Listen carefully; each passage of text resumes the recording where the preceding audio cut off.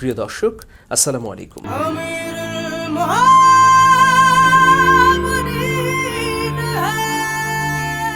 আমি আমিরুল মোমিনিন মানিক আপনাদের প্রত্যেককে আমন্ত্রণ জানাচ্ছি চেঞ্জ টিভির স্টোরি অব দ্য ফায়ার অনুষ্ঠানে।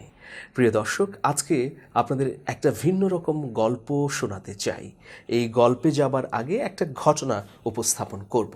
দেশবরেণ্য মুফতি, মুহাদ্দিস এবং ওলামায়ে কেরামের সার্বিক তত্ত্বাবধানে 2 যুগ ধরে হাজী সাহেবদের খেদমতে নিয়োজিত আবাবিল হজ গ্রুপ সুদীর্ঘ অভিজ্ঞতার আলোকে আমরা উন্নত সেবা দিয়ে আসছি। হারাম শরীফের অতি নিকটের থেকে হজের কার্যাবলী সম্পাদন করার সুব্যবস্থা রয়েছে। হজ ও ওমরা পালনের বিশ্বস্ত প্রতিষ্ঠান আবাবিল হজ গ্রুপ।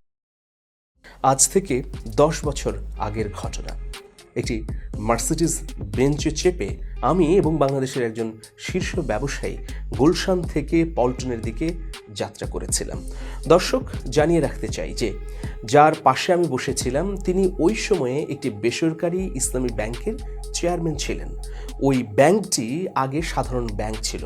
কয়েক বছর সাধারণ ব্যাংকিং কার্যক্রম তারা পরিচালনা করেছে, কিন্তু যখন দেখলো ব্যাংকে কোনো লাভ হচ্ছে না, অর্থনৈতিকভাবে ক্ষতিগ্রস্ত হচ্ছে প্রতি বছর, তখন ওই ব্যাংকের কর্তৃপক্ষ সিদ্ধান্ত নিল এটিকে ইসলামী ব্যাংকে রূপান্তরিত করার।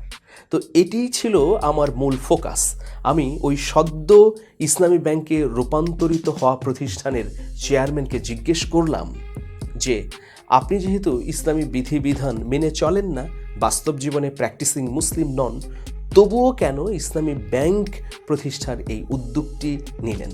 তিনি তখন বললেন, আমরা সাধারণ ব্যাংক প্রতিষ্ঠা করে কয়েক বছর ধরে ক্ষতির মুখে পড়ছিলাম।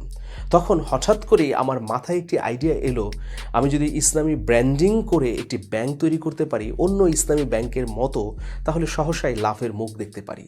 কারণ হিসেবে ওই বিশিষ্ট শিল্পপতি জানালেন যে বাংলাদেশে অসংখ্য সিনিয়র সিটিজেন রয়েছেন যারা শত শত বা হাজার হাজার কোটি টাকার মালিক। তারা শেষ বয়সে এসে তাদের টাকা ইসলামী ব্যাংকে বিনিয়োগ করতে চান, আর মূলত এই সমস্ত গ্রাহকদের আকৃষ্ট করতেই এবং আকৃষ্ট করার মধ্য দিয়ে তাদের ব্যাংকটিকে লাভের মুখ দেখাতেই তারা সাধারণ ব্যাংক থেকে ইসলামী ব্যাংকে রূপান্তর করলেন একটি মৃতপ্রায় প্রতিষ্ঠানকে। প্রিয় দর্শক, এই যে বিশিষ্ট শিল্পপতির কথা বললাম, তার নিয়তটা স্বচ্ছ নয়। তার নিয়তের মূলে রয়েছে অর্থনৈতিক লাভালাভ। কিন্তু তিনি যে সিনিয়র সিটিজেনদের কথা বললেন বা বয়স্ক নাগরিকদের কথা বললেন, যারা জীবনের শেষ বয়সে তাদের সঞ্চিত গচ্ছিত অর্থ ইসলামের পথে ব্যয় করতে চান, তাদের নিয়ত অসাধারণ, নিঃসন্দেহে। প্রিয় দর্শক, এই ঘটনাটি এ কারণেই উপস্থাপন করলাম যে আমাদের এই সমাজে অনেকেই রয়েছেন যারা ইসলামকে অসৎ উদ্দেশ্যে ব্যবহার করে নিজে লাভের টাকা পকেটে ঢুকাতে চান। কিন্তু সত্যিকার অর্থেই ইসলামের জন্য নিবেদিত প্রাণ অনেকেই রয়েছেন যারা ইসলামী ব্যাংকের উদ্যোগ গ্রহণ করে ইসলামী ব্যাংক প্রতিষ্ঠা করে সফল হয়েছেন। প্রিয় বন্ধুরা, এই যে সিনিয়র সিটিজেনের প্রসঙ্গ আসলো, যাদের কথা এখানে উপস্থাপিত হলো তাদের নিয়ত সহি, নিঃসন্দেহে। কিন্তু আমি আরেক ধরনের সিনিয়র সিটিজেনদের কথা বলবো, যাদের কথা বা যাদের গল্প শুনলে আপনাদের চক্ষু চড়ক গাছ হয়ে যাবে, আপনাদের পিলে চমকে যাবে। প্রিয় দর্শক, দুটো টার্মের সঙ্গে আপনাদের পরিচয় করিয়ে দিই। একটি হচ্ছে সুগার ড্যাডি, আর অন্যটি হচ্ছে সুগার বুক।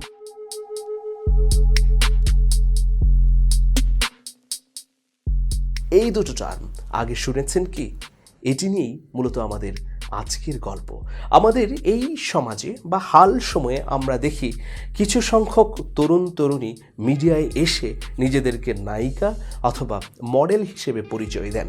হয়তো ওই নায়িকা একটি সিনেমায় অভিনয় করেছেন অথবা সেই সিনেমা মুক্তি পায়নি, কিন্তু তিনি পরিচয় দিয়ে বেড়াচ্ছেন, ইন্টারভিউ দিচ্ছেন, তিনি বিভিন্ন জায়গায় যাচ্ছেন কি হিসেবে? নায়িকা হিসেবে। এই ধরনের অনেক উঠতি মডেল দেখা যায় যারা হয়তো 2-3টে নাটক করেই কোটি কোটি টাকার মালিক হয়ে যান, গাড়ি বাড়ির মালিকও হন। এখন প্রশ্ন হচ্ছে, এই যে অভিনয় না করেও বা এই সংশ্লিষ্ট কাজের সঙ্গে নিরন্তরভাবে যুক্ত না থাকার পরেও তারা যে গাড়ি বাড়ির মালিক হচ্ছেন, কোটি কোটি টাকার মালিক হচ্ছেন, কিভাবে? একটা বড় প্রশ্ন। লাইক ফর এক্সাম্পল 2-3 বছর কাজ করলো, but they are like riding with like real expensive car like BMW, Audi, RD, I don't know, অনেক নাম আমি জানিও না ইভেন। Porsche। আমি যদিও জার্মানি থেকে আসছি, ওসব গাড়ি আমি জার্মানিতে দেখিও না, এখানে রাস্তা দেখি। হ্যাঁ, কারণ আমার কোশ্চেন হচ্ছে এই মডেলগুলো তারা খুব ইজিলি ইন করে কিভাবে এত দামি গাড়িতে তারা চড়ছে। প্রিয় দর্শক, কিছুদিন আগে আমাদের খুব সুপরিচিত একজন মানুষ এই মিডিয়ায়, যিনি নানা ধরনের কাজের সঙ্গে সম্পৃক্ত, নুসরাত ফারিয়া, তিনি 85 লাখ টাকায় একটি গাড়ি কিনেছেন।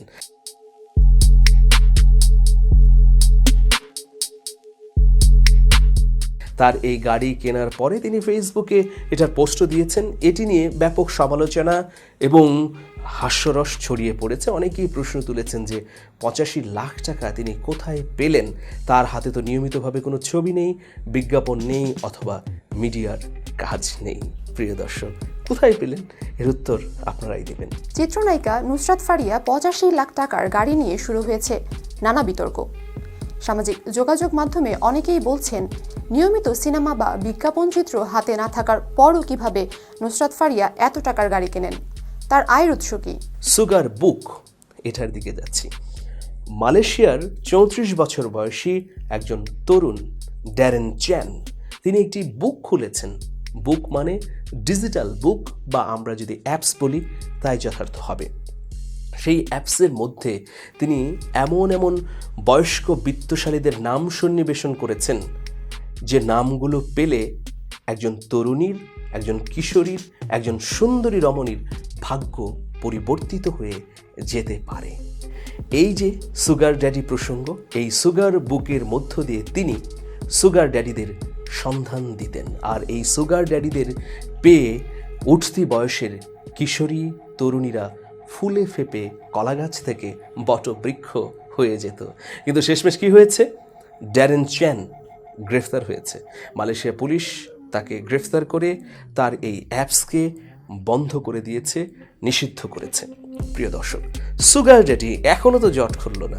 জট আমি অবশ্যই খুলব। তার আগে একটা চমৎকার ব্যাখ্যা দিয়েছেন একজন মডেল এই সুগার ড্যাডির, আমরা একটু শুনে নিই। সুগার ড্যাডিটা হচ্ছে সেই ব্যক্তি, যে ব্যক্তি হবে অনেক পয়সাওয়ালা। তো এই বাপটা তারা কি ক্যাটাগরির হয়ে থাকে?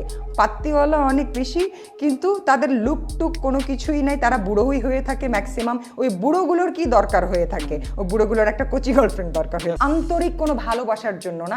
That is definitely for a physical relationship. প্রিয় দর্শক, আমি আরও খানিকটা পরিষ্কার করি। সুগার ড্যাডি হচ্ছে এমন এক ধরনের নাগরিক, এমন এক ধরনের মানুষ যারা সারা জীবন শ্রম, ঘাম অথবা অনৈতিকতার মধ্য দিয়ে অর্থের পাহাড় গড়েছেন। তারা এখন অবসর জীবনযাপন করছেন। এই অবসর জীবনযাপনেও তারা অনৈতিকতাকে ছাড়তে পারেননি। তাদের বয়স অনেক হয়ে গেলেও, চুল পেকে গেলেও, চামড়া ঝুলে গেলেও তারা চান কিশোরী তরুণী বান্ধবী। এই কিশোরী তরুণী সুন্দরী বান্ধবীদের কাছে বয়স্ক টাকাওয়ালার মানুষরাই হচ্ছে সুগার ড্যাডি হিসেবে পরিচিত। এবং অনেক মডেল বা তরুণীরা বলে থাকেন সুগার ড্যাডি হচ্ছে ওই রকম সাপ, বাবুরাম সাপুরে কোথা যাস বাপুরে, দুটো সাপ রেখে যা, যে সাপের চোখ নেই, কান নেই, ধরে না, মারে না, কোনো কিছুই করতে পারে না, এই রকম ব্যাপার স্যাপার আর কি। একটা বুড়ো যখন মানুষ হয়ে যায়, definitely he is not very efficient on sexual activities, তাই না? তো তখন তারা কুচি কুচি মেয়েদের দেখে খুব বেশি এক্সাইটেড হয়ে যায়। কিন্তু প্রশ্ন হচ্ছে যে এই ধরনের সুগার ড্যাডির কেন আবির্ভাব হচ্ছে? একজন অনুসন্ধানী অপরাধ বিষয়ক সাংবাদিক আমাকে জানিয়েছেন যে গত 2 দশক আগে ঢাকা শহরে এই ধরনের প্রবণতা খুবই কম ছিল, কিন্তু হাল সময়ে এই খোদ রাজধানীতে হাজার হাজার সুগার ড্যাডির আবির্ভাব হয়েছে। সেই তুলনায় বরং মডেল তরুণ তরুণীর সংখ্যা একেবারেই কম। সুগার ড্যাডি বিপুল পরিমাণে তৈরি হয়েছে। তারা হন্যে হয়ে এখন কিশোরীদের খুঁজছে, সুন্দরী তরুণীদের খুঁজছে। ফলে এই মডেলিংয়ের বাজার বা যারা নায়িকা তকমা দিচ্ছেন তাদের বাজার এখন খুবই ঊর্ধ্বমুখী, তাদের কদরও দারুণভাবে বেড়ে গেছে। প্রিয় দর্শক, একটা সমাজে নানা ধরনের অপসংস্কৃতি প্রবেশ করে। আমাদের সমাজে নিঃসন্দেহে সেটা করেছে, আমরা ঠেকাতে পারিনি। Live together, boyfriend girlfriend culture, সমকামিতা এবং কি হয়েছে, পরকীয়া, এইসবে আমরা আক্রান্ত হয়েছি।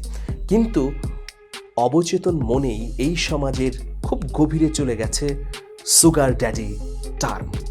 প্রিয় দর্শক, এই সুগার ড্যাডি কেন তৈরি হয়েছে, কিভাবে তৈরি হলো, কেন এর সংখ্যা এত বিস্তৃত হলো? এর মূল কারণ হচ্ছে অর্থনৈতিকভাবে কেউ যখন অনৈতিকতার দিকে গিয়ে ফুলে ফেপে ওঠে, কলা গাছ থেকে বটবৃক্ষ হয়ে যায়, তখন সেই অর্থ ব্যয়ের নানামুখী মাধ্যম খুঁজতে থাকেন। সেই মাধ্যমের একটিই হচ্ছে তরুণী সুন্দরী নারী। সুগার ড্যাডিরা তাই করছেন। আমরা আরেকটু যদি পেছনে যাই, আরেকটু ভেতরে যাই, তাহলে কি দেখব? সমাজে যখন প্রকট বৈষম্য বিরাজ করে, তখন এই সুগার ড্যাডিরা প্রকাশ্যে আসেন, সামনে আসেন। এখন ঠিক তাই হয়েছে। এই সমাজে যখন নানা ধরনের মাধ্যম দিয়ে খুব অল্প সময়ে শর্টকাট পথে বড়লোক হওয়া যায়, তখনই সুগার ড্যাডির আবির্ভাব হয়। এখন যা হচ্ছে তারই আসলে প্রতিফল বা ফলাফল। প্রিয় বন্ধুরা, কেউ কেউ বলতে পারেন সুগার ড্যাডিরা কিশোরী তরুণীদের পেছনে অর্থ ব্যয় করবেন, তাতে আমাদের সমস্যা কোথায়? কিন্তু বন্ধুরা, মনে রাখুন এবং লিখে রাখুন, এটা হচ্ছে বড় ধরনের একটি ফাঁদ। এই ফাঁদে পড়ে কত কিশোরী, কত তরুণী তার পড়ালেখা শেষ করে দিয়েছে, নষ্ট করে ফেলেছে। কত কিশোরী, কত তরুণী তার জীবনকে বিঘ্ন করেছে। কত সুন্দরী নারী তার সংসার ভেঙেছে। কত সুন্দরী ভাবিরা পরকীয়ার পথে পা বাড়িয়েছে। অথবা লাশ হয়ে বুড়িগঙ্গায় যখন ভেসেছে, আমরা সংবাদকর্মীরা লিখেছি বুড়িগঙ্গায় অজ্ঞাত তরুণীর বা অজ্ঞাত রমণীর লাশ ভাসছে। এর শেষ কবে হবে? এই প্রশ্নের জবাব আপনাদের কাছেই চাই। ভালো থাকবেন, শুভেচ্ছা নিরন্তর।